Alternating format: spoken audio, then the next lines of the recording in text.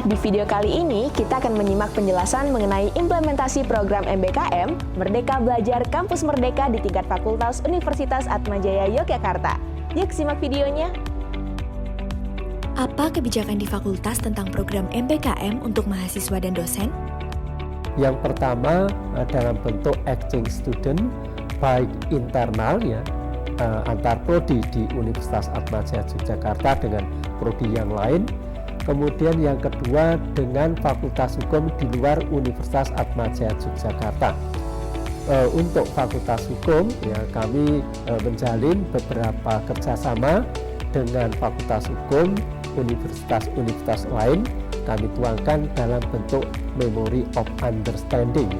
Kemudian di samping itu juga kami mengikuti ya program exchange student dalam rangka kerjasama aptik untuk perguruan tinggi Katolik serta juga untuk NUNI. Yang kedua ya berbentuk magang industri, magang di kantor-kantor pemerintah maupun swasta ya, seperti misalnya di pengadilan, di kejaksaan, kemudian di kantor ombudsman, di DPR RI, lalu kemudian juga di Kementerian Luar Negeri ya, dan beberapa instansi pemerintah yang lain. Untuk yang ketiga yaitu dalam bentuk penelitian mandiri, nanti dikonversikan ke skripsi ya, kami bekerja sama dengan beberapa badan ya atau juga pusat penelitian di mana mahasiswa bisa melaksanakan penelitian, lalu nanti laporannya itu ya akan kami konversi dalam mata kuliah skripsi. Kemudian untuk mahasiswa yang melaksanakan MBKM di luar yang kami tentukan ya, kami terutama di sini melaksanakan MBKM secara terstruktur ya. Tapi yang melaksanakan MBKM di luar itu nanti juga akan kami akomodasikan pelaksanaan kegiatan dikonversi ke surat keterangan penyerta ijazah. Kemudian untuk dosen ya, kami membentuk tim MBKM yang terdiri dari dosen-dosen diketuai oleh Kaprodi. Kami menyediakan dosen pembimbing untuk setiap pelaksanaan MBKM dan juga kami dibantu oleh dosen-dosen penggerak MBKM. Yang pertama bahwa Fakultas Teknik itu mendukung proses perubahan kurikulum di mana di Fakultas Teknik dua prodi kami itu sudah membentuk kurikulum baru yang berbasis off-campus education dan MBKM. Sudah kami implementasikan pada semester Gasal 2021 ini. Kemudian kami banyak melakukan menginisiasi kerjasama dengan pihak industri, dalam hal ini adalah kontraktor dan juga konsultan perencana, di mana mahasiswa kami nantinya bisa magang di tempat-tempat tersebut yang telah bekerja bersama dengan kami, di mana mata kuliah praktik itu nanti akan banyak dilakukan langsung di kantor-kantor yang telah bekerja sama dengan Fakultas Teknik. Di level prodi bahwa kami memiliki tim MBKM dan juga dosen penggerak, di mana tim tersebut itu yang akan nantinya melakukan proses evaluasi berkaitan dengan usulan kegiatan MBKM yang dilakukan oleh mahasiswa di Fakultas Teknik. Apakah kegiatan-kegiatan tersebut itu sesuai dengan skema kurikulum dan capaian pembelajaran yang ditargetkan oleh dua prodi kami. Namun kita perlu ketahui untuk divisi sendiri kegiatan-kegiatan seperti magang, kemudian KKN, kemudian juga penelitian ya, termasuk ya student mobility atau student exchange itu sebenarnya sudah berjalan sama. Nah, hanya saja memang kebijakan secara khusus kita bicara mengenai bagaimana pengakuan kegiatan-kegiatan itu menjadi kredit ya mata kuliah yang ada di kurikulum masing-masing prodi. Bagaimana koordinasi fakultas dengan prodi? Untuk koordinasi di Fakultas Teknik berjalan dengan baik karena kami sangat terbantu dengan adanya tim MBKM yang ada pada dua prodi kami, di mana mahasiswa itu akan berkonsultasi dengan tim MBKM yang ada pada dua prodi di bawah Fakultas Teknik. Kemudian hasil dari konsultasi itu akan disampaikan ke ke kami di fakultas. Nanti fakultas akan memberikan rekomendasi berdasarkan usulan-usulan berkaitan dengan kegiatan MBKM. Oke, koordinasi divisi yang jelas pertama kali kita mengetahui bahwa pemerintah itu menggunakan program MBKM, kita sudah menjalani berbagai koordinasi baik bersama dengan struktural maupun dengan seluruh dosen gitu ya. Dalam berbagai loka karya kita sampaikan bahwa ada banyak peluang bagaimana kegiatan mahasiswa itu bukan hanya kuliah di prodinya saja, di kampus saja, tapi juga kegiatan-kegiatan lain yang di luar prodi dan di luar kampus itu bisa diakui kreditnya. Kita sudah membuat semacam SOP gitu ya, dimana yang pertama untuk program MBKM itu mahasiswa harus berkoordinasi dulu dengan prodi untuk memastikan pengakuan kreditnya. Kemudian kegiatan MBKM yang diikuti, terutama untuk yang flagship pemerintah misalnya dari Dikti gitu ya, itu ada beberapa. Biasanya mereka langsung berkoordinasi terlebih dahulu dengan prodi, kemudian punya kesepakatan ya pengakuan kreditnya akan seperti apa. Kemudian mahasiswa mereka akan ke lapangan gitu ya, atau melakukan perkuliahan di luar prodi. Setelah itu kembali lagi dengan membawa nilai. Nah itu kemudian kita koordinasikan lagi di prodi dan kemudian ke tingkat fakultas. Apa saja dampak yang dirasakan? Untuk pertama mahasiswa ya saya kira mereka kemudian dengan MBK ini diperkaya ya dengan baik pengetahuan ya, kemudian keterampilan praktis ya yang diperoleh melalui seperti magang. Kemudian juga ketika mereka itu melakukan proyek penelitian dengan lembaga-lembaga riset ya. Kemudian untuk fakultas secara umum ya seperti tadi FISIP ini juga memperluas kerjasama ya, di mana kerjasama ini nanti juga diperlukan selain untuk pengembangan lembaga dan juga untuk mendekatkan antara dunia teori dan praktek ya. Kemudian juga kami perlukan untuk reakreditasi ya. Kemudian kami selama ini dengan mitra-mitra ya, kami lebih melaksanakan MBKM terstruktur ya. Kami membuat kerjasama dengan berbagai lembaga baik pemerintah maupun swasta ya. Kemudian lalu ini tidak hanya terbatas pada pelaksanaan MBKM, tetapi juga kami bisa mengembangkan misalnya kalau kami butuh narasumber praktisi untuk misalnya studium generale, kemudian melakukan webinar bersama atau kegiatan-kegiatan pengabdian masyarakat juga bisa melalui mitra-mitra kami. Kemudian ini lalu bisa meningkatkan ya baik ini secara kualitas maupun kuantitas ya atmosfer akademik fakultas kami.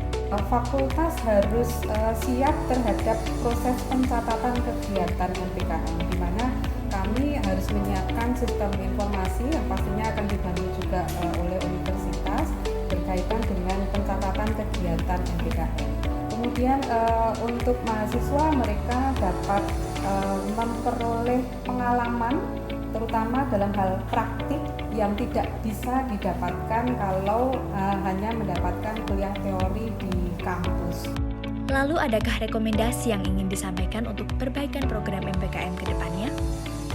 Berkaitan dengan proses administrasi, nah ini kami merasa perlu meningkatkan skill teknik di fakultas kami dan juga sistem informasi di fakultas supaya proses pelaporan itu bisa berjalan dengan lancar. Jadi soal bagaimana pengakuan kredit ini bisa dilaporkan secara benar ya, di sistem PDDT ya. Jadi sistem PDDT ini menjadi apa ya, semacam pusat data yang masih dikelola oleh pemerintah. Namun ada beberapa hal yang berkaitan dengan pelaporan yang mungkin perlu sinkronisasi juga di tingkat pemerintah gitu ya, di tingkat kementerian. Semoga saja dengan berbagai kebijakan ini memang dari tingkat pemerintah sampai ke tingkat yang paling mikro gitu ya, mahasiswa itu punya kesinambungan gitu ya, punya keselarasan dalam hal memahami MBKM ini, kemudian semua pihak itu dapat mengambil peran ya dalam upaya pengembangan MBKM ini. Kalau tadi kita sudah menyaksikan penjelasan dari Wakil Dekan 1 mengenai sistem dan kebijakan MBKM di tingkat fakultas, sekarang yuk kita lihat penjelasan dari Wakil Dekan 3 mengenai sebenarnya apa sih kesan dan juga dampak yang dirasakan oleh mahasiswa terkait adanya program MBKM ini. Bagaimana kesan terhadap mahasiswa di fakultas tentang MBKM? Di dalam program ini sudah dilaksanakan yang baik dan responnya sangat positif. Mengingat banyak mahasiswa yang sebenarnya selama ini sudah melakukan program itu, meskipun belum terlembagakan dalam sebuah diskusi dan belum dikreditkan dalam sebuah satuan kredit semester. Tetapi dengan adanya program ini justru menjawab apa yang menjadi tantangan saat ini di era diskusi ini, sehingga mahasiswa begitu tergerak untuk mampu bebas memilih apa yang menjadi passion dari mereka. Salah satu hal yang bisa saya sampaikan adalah dilihat dari sisi jumlah gitu ya. Jadi kalau melihat dari sisi jumlah terutama untuk pertukaran mahasiswa baik dalam atau inbound gitu ya atau outbound, itu nampaknya mahasiswa cukup punya antusiasme yang cukup tinggi begitu. Dan juga untuk mahasiswa yang juga inbound masuk ke kami, variasi antara jenis-jenis atau perguruan tinggi yang ada di luar sana itu nampaknya juga bervariasi. Dan saya melihat bahwa mahasiswa dari Universitas Atmajaya sendiri terutama untuk yang ada di dua program studi sosiologi dan ilmu komunikasi itu nampaknya juga baik begitu. Kesan mahasiswa cukup baik terkait dengan semangat mahasiswa dalam mengikuti kegiatan tentang MBKM, namun dari jumlah respon keikutsertaan mahasiswa dari data yang ada memang belum terlalu menggembirakan. Kemudian proses sosialisasi program MBKM seperti apa? Kami melakukan komunikasi dua arah ya.